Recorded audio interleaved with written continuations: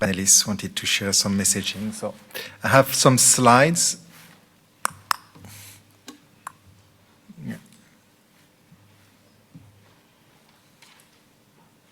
Okay. So I will take no more than 5 to 10 minutes just to focus on one of my favorite topics, which is the spectrum. Because when we talk about architecture and the evolution of architectures, you need to have the appropriate spectrum policy associated to the current and the evolution of the 4G, but also the 5G. And what is key now is to make sure that we are creating a sustainable future for the development of mobile broadband. And spectrum is part or is a key or the oxygen of the development and the investment in this architecture infrastructure for mobile broadband. So just to recap, and it's quite important to understand where we are. We are just at the beginning of the journey in terms of evolutions and traffic on our network. Here, I will not go into detail, but just to show you that whatever the source you take on the forecast in terms of data traffic on mobile network only, and I want to really insist on the mobile network only, we have a trend, and the trend is we are exceeding the expectations in terms of data traffic, and we are just at the beginning of the journey. So how to cope with this massive capacity growth, because we are connecting more and more devices, could be through smartphone, but also through Internet of Things and M2M communications tools.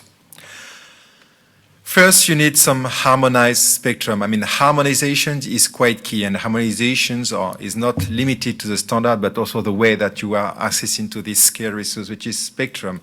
Spectrum is a national resource, but scarce resource, and we absolutely need to make sure that we are optimizing the use of this spectrum and frequencies. Also, make sure that you have, as a policymakers, the appropriate drive to make sure that the spectrum will be efficiently used. When I say efficiently used, is make sure that the regulations will not slow down innovations. I mean, just an example, and I think it's quite famous about what we call refarming.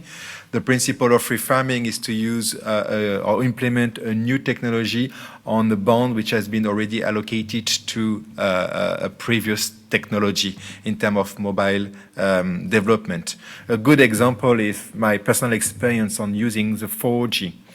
I was a long time ago researcher on the 4G, and then we were thinking about new frequency, new spectrum, new or innovative access to the spectrum.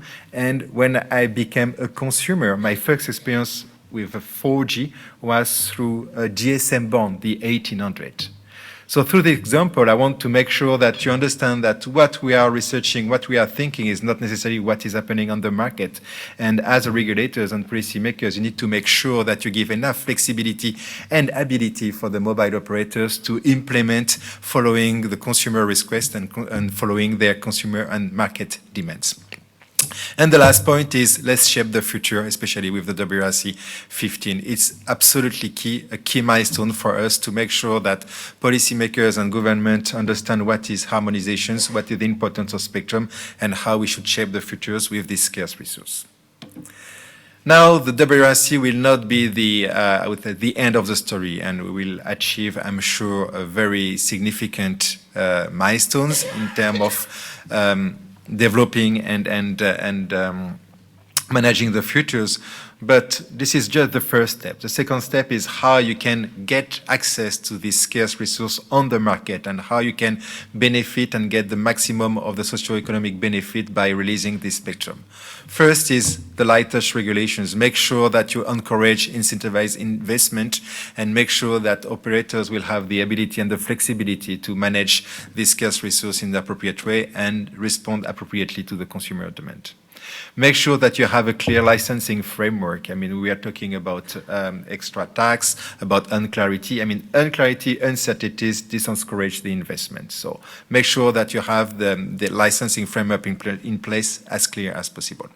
And also prepare the futures, because we are in the growing industry. I mean, if you look at the traffic forecast, it's a clear response and the clear pictures about the future is still, moving on, and we are waiting and looking at new innovations conditions, which will drive even more the traffic forecast, because by definition, the forecast is wrong. And it's important to prepare the futures, and having a long-term plan, a roadmap will help to better drive the future incentive for innovations and also growth. Just a last point about the 5G. 5G is a key word. We are still at the beginning of the journey, but we need to understand what it means in terms of spectrum. Spectrum will be a key driver for 5G, not only technology innovations, but also where you will implement these 5G systems.